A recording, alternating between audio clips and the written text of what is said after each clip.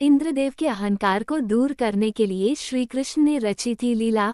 पढ़िए गोवर्धन पूजा की कथा। कार्तिक माह में शुक्ल पक्ष की प्रतिपदा तिथि को गोवर्धन पूजन किया जाता है।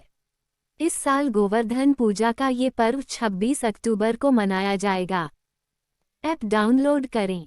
होम, आस्था, त्योहार, पॉजिटिव लाइफ, धर्म, गोवर्धन पूजा 2023, दिवाली पूजा मुहूर्त, दिवाली 2023, गोवर्धन महाराज जी की आरती, दिवाली 2023 माँ लक्ष्मी आरती लिरिक्स, दिवाली 2023 पूजा विधि, हैप्पी दिवाली 2023, दिवाली 2023 पूजा टाइम, दीपोत्सव 2023, दिवाली मुहूर्त टाइम, गोवर्धन पूजा 2022।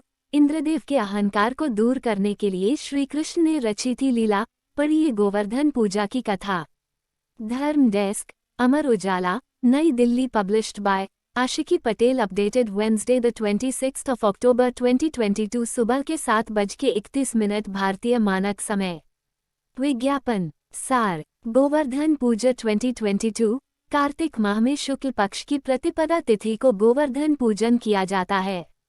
इस साल गोवर्धन पूजा का ये पर्व 26 अक्टूबर को मनाया जाएगा। त्योहार फटाफट पढ़े सभी खबरें 60s में। गोवर्धन पूजा क्यों मनाई जाती है? Photo Amar Ujala. Follow us. विज्ञापन विस्तार। गोवर्धन पूजा 2023। इंद्रदेव के अहंकार को दूर करने के लिए श्री कृष्ण ने रची थी लीला। पढ़िए गोवर्धन पूजा की कथा सार। कार्तिक माह में शुक्ल पक्ष की प्रतिपदा तिथि को गोवर्धन पूजन किया जाता है। इस साल गोवर्धन पूजा का ये पर्व 14 को मिले। गोवर्धन पूजा क्यों मनाई जाती है? कार्तिक माह में शुक्ल पक्ष की प्रतिपदा तिथि को गोवर्धन पूजन किया जाता है। इस साल गोवर्धन पूजा का ये पर्व 14 नवंबर को मनाया जाएगा। खासतौर पर मनुष्यों के द्वारा प्रकृति के प्रति कृतज्ञता व्यक्त करने के लिए गोवर्धन का ये पर्व मनाया जाता है। इस दिन गिरिराज यानी गोवर्धन पर्वत और भगवान कृष्ण की पूजा की जाती है। गोवर्धन पूजा के दिन को अन्नकूट पूजा भी कहा जाता है, क्योंकि इस दिन अन्नकूट का भोग लगाने की परंपरा है।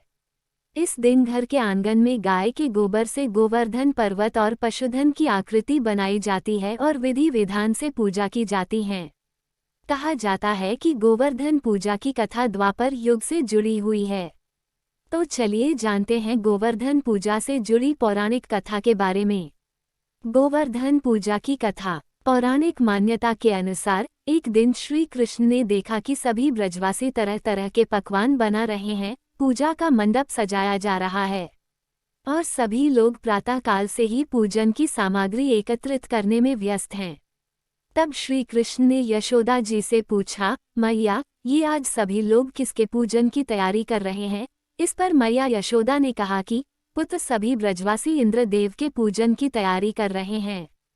तब कन्हा ने कहा कि सभी लोग इंद्रदेव की पूजा क्यों कर रहे हैं?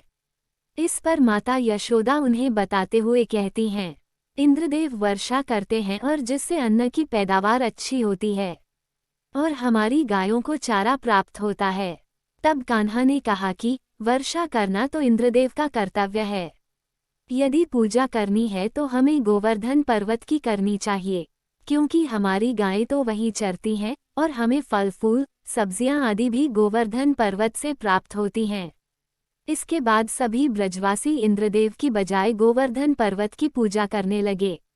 इस बात को देवराज इंद्र ने अपना अपमान समझा और क्रोध में आकर प्रलयदायक मूसलाधार बारिश शुरू कर दी, जिससे चारों ओर त्राही त्राही होने लगी।